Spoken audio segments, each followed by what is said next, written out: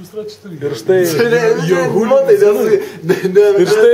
Gediminas rytą po eilinio porno seansėlio nusprendęs papusryčiauti, kilo, sugėdino jam gyvenimą lovą ir dirivena į pirštai. Štai jo, eilinis pilatezo poza, tai eilinė darbinė poza. Gediminai. Ojei, prašom, prisėskit, Gediminai. Kada lesim? Prašom. Kada lesim? Kada yra slyvai, tai... Sakykit, Gediminai. Jisai yra slyvai, tai čia... Slyvai, neslyvus.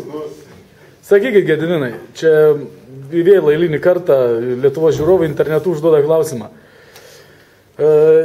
Kilusi ažiotažui, kad sužinojo visa Lietuva, kad Tolikas yra moteris. Kaip jūs tai vertintumėte? Ar tai yra vis dėlto teisybė ir kaip jūs toliau žadate dirbti ir stengtis vardan Lietuvos? Nežinau, iš tikrųjų. Kipšą gal reikėtų paklausti. Štai, prašom. Ir štai dar vienas vyriškis. Kipšai. Labas rytas, Kipšai. Labas. Sakykit, kaip jūs dabar įvertinumėte tą situaciją, kada automobilių kainos labai smarkiai šoktelėjo? Nežinau, kalbėkit su moksleiviu, nu. Ir čia kas daro, viską žino. Meška. Sakykit, kiek jūs išleidžiat pinigėlių ant solarių? Kipšai Velniauskai.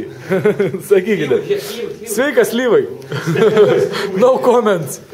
Sveikas, Lyvai. Lyvai kojas, nes yra per masą tų žymių, net galvoju iš kur aš supratau, yra